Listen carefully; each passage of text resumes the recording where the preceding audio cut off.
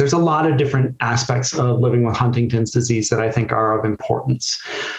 Research is always something that we focus on. As of right now, there are no treatments for the disease itself. We can manage symptoms of Huntington's disease.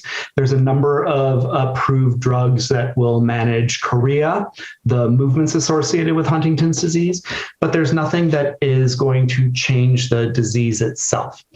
There's a lot of research going on that's looking at disease-modifying treatments, and I know that there's some additional videos on your site that have a little bit more detail on that. So we're very excited about that work and very hopeful for that work. What I would say, and I think this is something that folks who live in the HD community would say, is it's exciting that it's happening, but it doesn't happen fast enough. So we always encourage people to stay educated as to what's going on.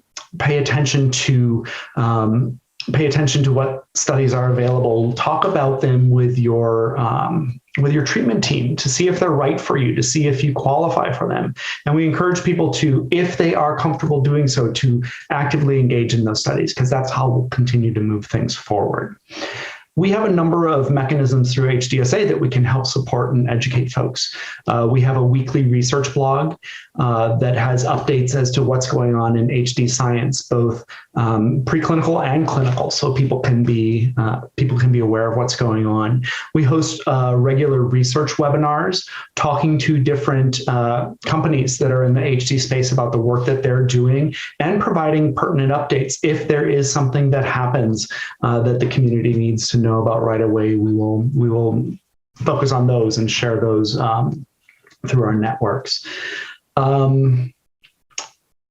We've talked a bit about the HDSA Centers of Excellence network, and this is a great place for people to be connected to research. All of our centers of excellence, all of the HDSA Centers of Excellence also offer some degree of research participation, whether it's a large international observational trial or any of the current potentially disease-modifying treatments. All of our sites are participating in that. So not only can a person go for clinical care, but they can be connected to the research that's going on in their community too. Research, of course, is a big thing that we focus on because we want those treatments. We ultimately want a cure for Huntington's disease. But I think another important thing to be aware of is while that work is being done, that people seek out the best clinical care that they can get. And again, the HDSA Centers of Excellence Network is a great place to do so. With these multidisciplinary clinics, people can get support for any of the different symptoms that they're living with Huntington's disease, be it the movement symptoms, cognitive or psychiatric symptoms, as well as getting support for the entire family. Again, at these sites, there are providers from different areas of expertise, neurology, psychiatry, genetic counseling, social work, physical therapy, occupational therapy, speech, language, nutrition, etc. So this is a place where people can go to get information, to get direct interventional care, and ideally to have a relationship that they can establish with a provider. While they're living with a disease that changes over time, they can work with a team that can address those changes as they're necessary.